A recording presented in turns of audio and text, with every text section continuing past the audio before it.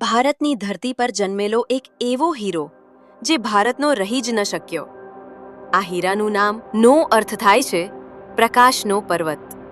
પણ અજબ વાત એ છે કે જેના હાથમાં પણ આ હીરો ગયો તેમના જીવનમાં તો ઘોર અંધકાર છવાઈ ગયો. રાજા હોય કે સમ્રાટ, કોઈ બચી શક્યું નહીં. કોઈનું રાજ્ય તૂટી પડ્યું, કોઈ પરિવારથી વિખૂટું પડ્યું અને કોઈને યુદ્ધ ભૂમિએ અંત મળ્યો. આ છે કોહિનૂર. શું ખરેખર કોહિનૂર જેને મળ્યો તેનું ભાગ્ય નાશ પામ્યું?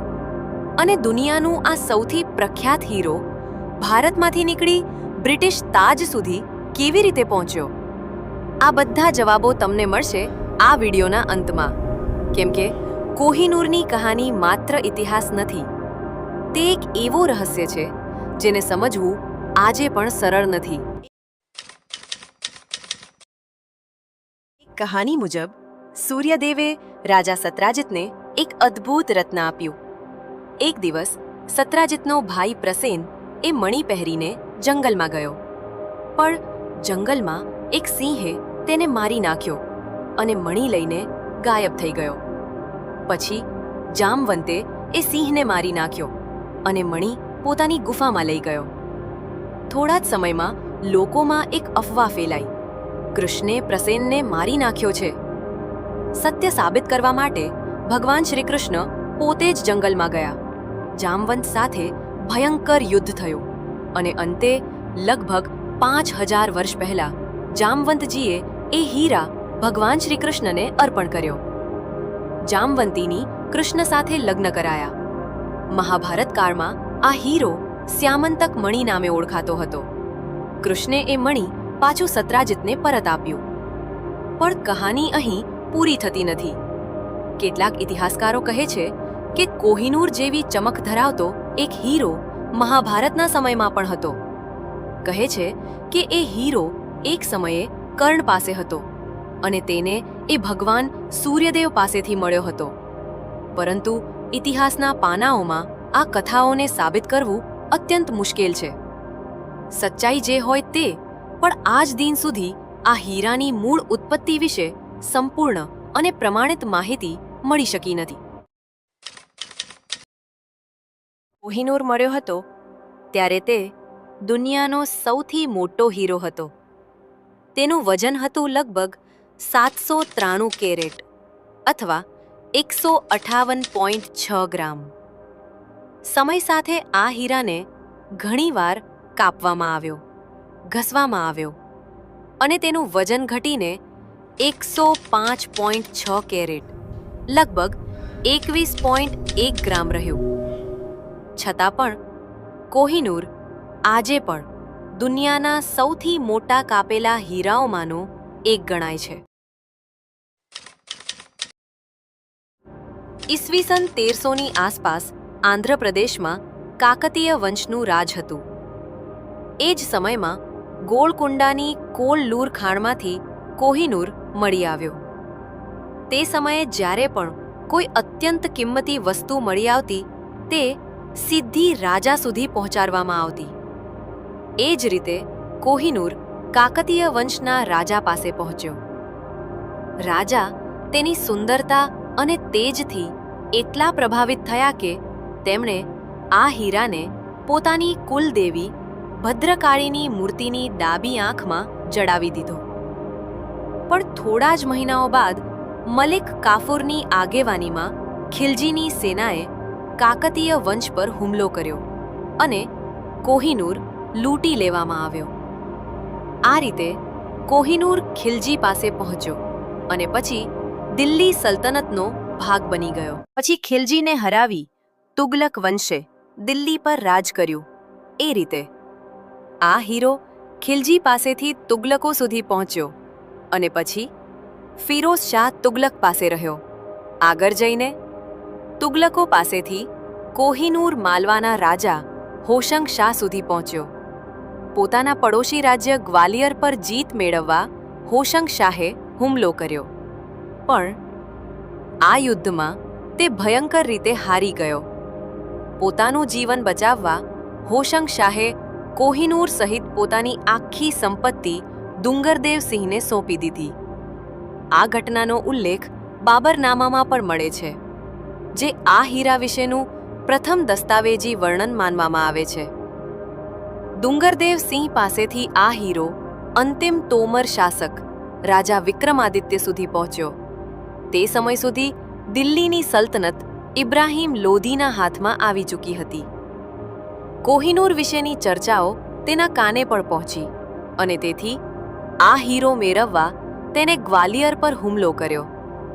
આ યુદ્ધમાં રાજા વિક્રમાદિત્ય હારી ગયા. હાર પછી તેમને કોહિનૂર સહિત પોતાની સંપત્તિ આગ્રા કિલ્લામાં જમા કરાવવી પડી. પણ આ જીત લાંબા સમય સુધી ટકી નહીં. 1519થી બાબર ભારત પર વારંવાર હુમલા કરતો આવ્યો હતો અને અંતે 1526માં પાણીપતના યુદ્ધમાં ઇબ્રાહિમ લોધી માર્યા ગયા. આ રીતે કોહિનૂર બાબરના કબજામાં આવ્યો. બાબર આ હીરાથી એટલો પ્રભાવિત થયો કે તેને પોતાની આત્મકથા બાબરનામામાં તેની વિશેષ પ્રશંસા કરી.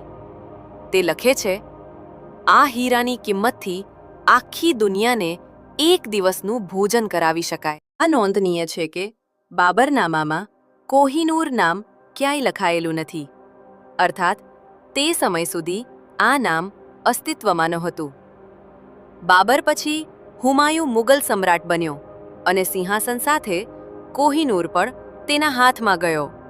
પણ થોડા જ સમયમાં તેનું સામ્રાજ્ય તૂટવા લાગ્યું. ભાઈઓનો બળવો, યુદ્ધ અને વિખવાદ. અંતે અફઘાન શાસક શેર શાહ સૂરીએ હુમલો કર્યો. ચૌસા અને કન્નૌજ બંને યુદ્ધોમાં હુમાયુન હારી ગયો અને બધું છોડીને તે ઈરાન ભાગી ગયો. શાહ તહમાસ્પે તેને વર્ષો સુધી આશ્રય આપ્યો. આભાર સ્વરૂપે હુમાયુનને કોહિનૂર ભેટમાં આપી દીધો અને આ રીતે પ્રથમ વખત કોહિનૂર ભારતની બહાર પહોંચ્યો. સમય પસાર થયો. હીરો ફરી ભારત આવ્યો. ગોળકુંડાના રાજા કુતુબ શાહ સુધી પહોંચ્યો. 1656માં આ હીરો મીર જુમલાના હાથમાં આવ્યો અને અંતે શાહજહાનના દરબારમાં ફરીથી ચમક્યો. શાહજહાંએ તેને પોતાના મોરાસનના તખ્તમાં જડાવ્યો. હવે કોહિનૂર માત્ર હીરો નહોતો, તે સત્તા અને સામ્રાજ્યનું પ્રતીક બની ગયો.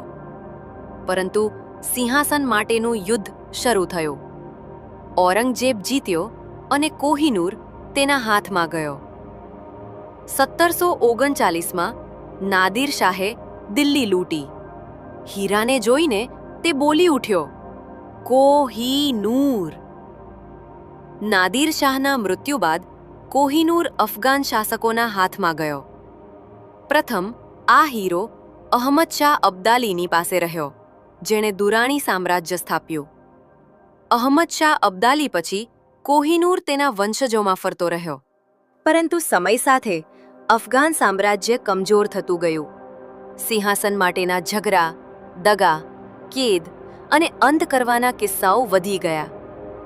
આ અફઘાન શાસકોમાંથી એક હતો શાહ શુજા દુરાણી. શાહ શુજાએ પોતાના વિરોધીઓથી બચવા માટે પંજાબમાં મહારાજા રણજીતસિંહ પાસે આશ્રય લીધો.